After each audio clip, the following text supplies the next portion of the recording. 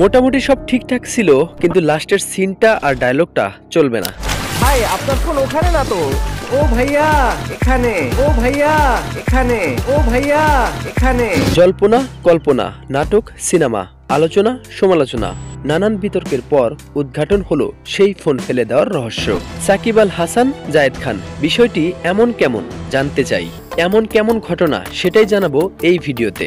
খুশি হলাম তোমার কথা শুনে। সাকিব আল হাসান বিশ্বসেরা অলরাউন্ডার, এটি বাংলাদেশের জন্য বড় পাওয়া।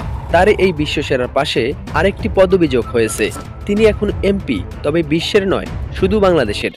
অন্যদিকে জায়েদ খান একজন সিনেমার নায়ক, কিন্তু তিনি বছর জুড়ে আলোচনায় থাকে তার বিতর্কিত ও হাস্যরস্য কর্মকাণ্ড নিয়ে। তুমি আমার এমনই একজন। সোশ্যাল মিডিয়ায় তাদের আলাদা পরিচিতি আছে। সাকিব আল হাসানকে অনেকেই মনে করেন তিনি অহংকারী, বদমেজাজি। এদিকে জায়েদ খানকে মনে করেন তিনি একজন হাফ মেন্টাল, সার্কাসের জোকার।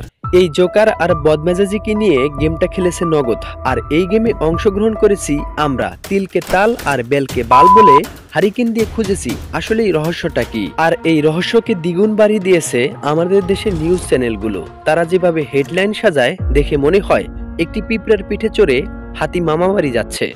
বাস্তবতাকে ধারণ করে নগদ একটি প্রমোশন বিজ্ঞাপন করেছে, যেখানে কাস্ট করিয়েছে বর্তমান সময়ের ভাইরাল দুই পার্সন সাকিব আল হাসান ও জায়েদ খানকে নিয়ে।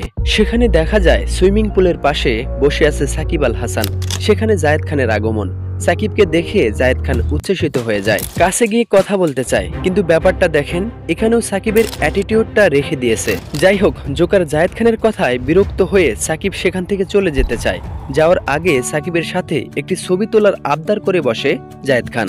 এক পর্যায়ে সাকিবের কাছ থেকে ফোনটা নিয়ে ছবি তুলতে গিয়ে ফোনটা পানিতে পড়ে যায়, আর জোকার জায়েদ খান একটু অবাক হয়ে ফোনের জায়গায় লাফ না দিয়ে লাফ দেয় অন্য জায়গায়। ওই সময় সাকিব বলে ওঠে, ভাই আপনার ফোন ওখানে না তো।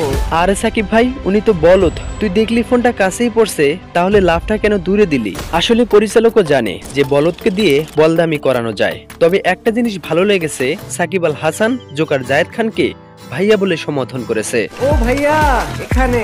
আর ছোট্ট এই বিজ্ঞাপনের 4 সেকেন্ডের একটি ক্লিপ ভাইরাল হয়েছে সোশ্যাল মিডিয়ায়, যা রীতিমতো ঝড় বইয়ে দিয়েছে।